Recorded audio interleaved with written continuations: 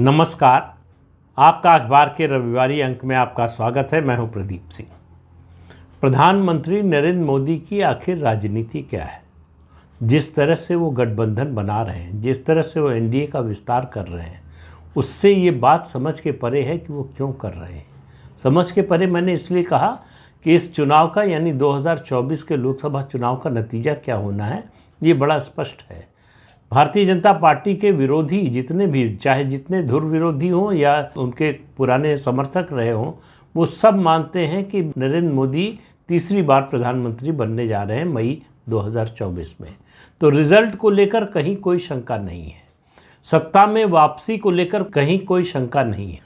इस बात में भी कोई शंका नहीं है कि 2019 में जो 303 सीटें बीजेपी को मिली थी उससे ज़्यादा आ रही हैं। सवाल जो भी उनके विरोधी उठा रहे हैं सिर्फ उस पर कि कितना ज़्यादा, 2 ज़्यादा कि 20 ज़्यादा कि 40 ज़्यादा, सवाल उठ रहे हैं। और बीजेपी का दावा है कि उससे काफ़ी ज़्यादा होगी, यानी 370 के पार। एनडीए की जो 353 आई थी 2019 में, उससे बढ़कर 400 के पार। इस तरह के लक्ष्य पार्टियां और नेता जो है देते हैं अपने कार्यकर्ताओं के लिए। लेकिन एक फ़र्क है, नरेंद्र मोदी पूरे देश की राजनीति को बदल रहे हैं। वो लक्ष्य अपने कार्यकर्ताओं के लिए नहीं देते, वो लक्ष्य देते हैं मतदाताओं के लिए। उनका जो 400 का लक्ष्य है एनडीए का, 400 पार और 370 पार भारतीय जनता पार्टी का, ये भाजपा के कार्यकर्ताओं को दिया गया लक्ष्य नहीं है। भारतीय जनता पार्टी के कार्यकर्ताओं को समय समय पर पार्टी लक्ष्य देती रहती है और उनसे जो उम्मीद करती है वो सीटों की संख्या के बारे में नहीं करती है। मैं पहले भी 1-2 बार ये किस्सा सुना चुका हूँ, फिर से सुनाता हूँ। जब अमित शाह पहली बार राष्ट्रीय महामंत्री बने, उत्तर प्रदेश के प्रभारी बने, पहली बार गए उत्तर प्रदेश बैठक लेने भारतीय जनता पार्टी के नेताओं कार्यकर्ताओं की, तो उस बैठक में उन्होंने कहा कि आप लोगों में से किसी को कोई सीट नहीं जितानी है। लोकसभा चुनाव की बात हो रही है। उन्होंने कहा कोई सीट नहीं जितानी है, आप ये बताइए आप सब लोग कि कौन कितने बूथ जिता सकता है। तो भारतीय जनता पार्टी जो अपने कार्यकर्ताओं को लक्ष्य देती है वो बूथ जिताने का, यानी सबसे नीचे के पायदान पर खड़ा जो कार्यकर्ता है उसके कंट्रीब्यूशन को सबसे पहले देखा जाता है, उसके कंट्रीब्यूशन को सबसे ज़्यादा महत्व दिया जाता है। वही नींव का पत्थर है जिस पर इमारत खड़ी होगी, ऐसा भारतीय जनता पार्टी का मानना है। तो ये 400 पार और 370 पार ये भारतीय जनता पार्टी के कार्यकर्ताओं के लिए ये लक्ष्य नहीं है, ये मतदाताओं के लिए लक्ष्य है। संभव है अगर आप साथ दें, संभव है अगर आप विकसित भारत बनाना चाहते हैं, संभव है अगर आप देश का सम्मान और ज़्यादा दुनिया में बढ़ाना चाहते हैं, संभव है अगर आप चाहते हैं प्रधानमंत्री नरेंद्र मोदी की जो लोक हितकारी नीतियां हैं वो आगे चलती रहें, वो और मजबूत हों। देश में जो कॉलोनियल लीगेसी वाली पार्टियां हैं या सोच है या संगठन हैं, उनको कमज़ोर करना, देश की संस्कृति को, भारत की सनातन संस्कृति को पुनर्स्थापित करना, ये उनका लक्ष्य है। सरकार बनेगी, सरकार चलेगी, सरकार अपना काम करेगी, वो अपनी जगह पर है। उनका वो लक्ष्य नहीं है, उनके लक्ष्य के मार्ग का मील का एक पत्थर भर है और वैसे कई पत्थर आते जाते रहेंगे। लेकिन उनका लक्ष्य जो है वो बहुत बड़ा है। जिस तरह से आप देखिए मुस्लिम संप्रदाय को, पिछले 10 साल की राजनीति को आप देखें तो उन्होंने 2 काम किए। पहला काम आते ही ये किया कि ये जो मुस्लिम वोट का वीटो था उसको ख़त्म कर दिया। जिसको मुस्लिम वोट मिलेगा वही सत्ता में आ सकता है, इस धारणा को तोड़ दिया। लेकिन मुसलमानों के खिलाफ एक भी काम नहीं किया। अभी मैं एक चैनल पर देख रहा था, प्रयागराज से रिपोर्ट आ रही थी और उसमें पूछा जा रहा था कि इस मोहल्ले में जो घर बने हैं वो किनको मिले हैं। तो 98 घर बने थे और उनमें से 90% मुसलमानों को मिले। किसी मुसलमान में ये साहस नहीं है कि बीजेपी को वोट न दे भले ही, लेकिन ये कहे कि बीजेपी ने धर्म के आधार पर उसके साथ भेदभाव किया सरकारी नीतियों को लागू करने में। तो एक बड़ा बदलाव ये किया कि धर्म के आधार पर, भाषा क्षेत्र के आधार पर जो भेदभाव सरकारी नीतियों के क्रियान्वयन में होता था उसको ख़त्म कर दिया, ट्रांसपेरेंसी ले आए। मुस्लिम वोटों के वीटो को ख़त्म करने के बाद जो दूसरा काम किया भाजपा के प्रति मुस्लिम समाज में जो हॉस्टिलिटी थी, आक्रामकता थी, उसको भोथरा किया है। अब आप मुस्लिम मतदाता से बात करेंगे तो भारतीय जनता पार्टी के बारे में उस आक्रामकता के साथ वो नहीं बोलेगा, उस घृणा के साथ नहीं बोलेगा, उस विरोध के साथ नहीं बोलेगा। वो भले ही ये कहे कि हम भाजपा को वोट नहीं देंगे, लेकिन वो ये बात मानेगा कि 10 साल में जो सरकार ने काम किया केंद्र में, और 7 साल उत्तर प्रदेश की बात कर रहा हूँ, देश का सबसे बड़ा राज्य है, वहाँ जो काम हुआ वो भेदभाव रहित काम हुआ। किसी को सरकारी योजनाओं का लाभ देते हुए ये ध्यान में नहीं रखा गया कि ये किस संप्रदाय का है, मजहब का है, किस भाषा का है, क्षेत्र का है, जाति का है, इसका भेदभाव नहीं किया गया, इसमें कोई अंतर नहीं किया गया। सबको जो डिज़र्व करता था उसको मिला, और बिना किसी भ्रष्टाचार के मिला, पारदर्शी तरीके से मिला। तो उसका नतीजा क्या हुआ कि जिनको नहीं मिला, ऐसे लोगों की संख्या बहुत बड़ी है जिनको नहीं मिला, उनके मन में ये विश्वास है कि हमको भी मिलेगा एक दिन। और ये विश्वास ही मोदी की सबसे बड़ी ताकत है कि लोगों का भरोसा है कि अगर मोदी है तो मुमकिन है, ये ऐसा होगा। जो हमारे दूसरे साथियों को मिला है वो हमको भी मिलता है, क्योंकि हम डिज़र्व करते हैं। तो ये जो विश्वास है, लोगों का भरोसा है मोदी पर, वो मोदी की सबसे बड़ी ताकत है। वो जो राजनीति बदल रहे हैं, आप देखिए उड़ीसा में बीजू जनता दल साथ आ रहा है, आंध्र प्रदेश में टीडीपी और जनसेना पार्टी साथ आ रही है, पंजाब में अकाली दल साथ आने वाला है, कर्नाटक में जेडीएस साथ आ चुका है, बिहार में जनता दल यूनाइटेड साथ आ चुका है, उत्तर प्रदेश में कई छोटी पार्टियां आरएलडी साथ आ चुकी है, सुभाषपा साथ आ चुकी है, निषाद पार्टी साथ आ चुकी है, और अपना दल पहले से ही साथ है। जहाँ जहाँ भी गैर कांग्रेसी दल हैं जो भाजपा से नफरत नहीं करते हैं, उन सब को जोड़ने का प्रयास, ये राजनीति में बहुत बड़ा बदलाव है। आमतौर पर गठबंधन होते हैं मजबूरी में, मजबूरी होती है किसी भी बड़े दल की गठबंधन करने की, जब वो किसी क्षेत्र में या किसी राज्य में कमज़ोर होता है तो वहाँ गठबंधन के साथी खोजता है। भारतीय जनता पार्टी पहली बार ऐसी राजनीति कर रही है कि जहाँ वो मजबूत है वहाँ भी गठबंधन के साथी खोज रही है। सबसे बड़ा उदाहरण उड़ीसा है। उड़ीसा में जो बदलाव की लहर चल रही है, उसमें कोई आश्चर्य नहीं है कि बीजेपी अगर अकेले लड़े तो सत्ता में आ जाए, लेकिन इसके बावजूद नवीन पटनायक के साथ समझौता करने जा रही बीजेपी। त्रिपुरा में बीजेपी पूर्ण बहुमत से सत्ता में है, सरकार है उसकी, फिर भी टिपरा मोथा को साथ लिया जो मुख्य विपक्षी दल था। क्यों? क्योंकि वो त्रिपुरा के जो जनजातीय समूह हैं, जिनका प्रतिनिधित्व करते हैं, जिनके हित की बात करते हैं, उनको साथ जोड़ने से उनके बीच में संदेश जाता है कि ये सरकार हमारी भी चिंता कर रही है, हम इसके राजनीतिक विरोधी हैं, इसलिए ये हमारे खिलाफ नहीं है।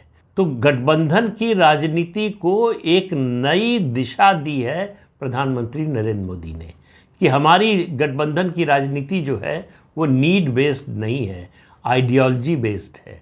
जो हमारी विचारधारा में यकीन करता है, जो हमारी विचारधारा के साथ चलना चाहता है, उसका स्वागत है। हमें ज़रूरत है, इससे फ़र्क नहीं पड़ता। हमें ज़रूरत नहीं है सत्ता में आने के लिए आपकी, तब भी आपका साथ चाहिए। 2019 में पूर्ण बहुमत अकेले मिला बीजेपी को, इसके बावजूद एनडीए के जो साथी दल थे उन सब से एक एक व्यक्ति को मंत्री बनाया, सरकार में जगह दी। इसके बरक्स अगर आप कांग्रेस को देखिए, कांग्रेस पार्टी जवाहरलाल नेहरू के ज़माने से गठबंधन की राजनीति के खिलाफ रही। यही वजह है कि कांग्रेस पार्टी समय समय पर टूटती रही।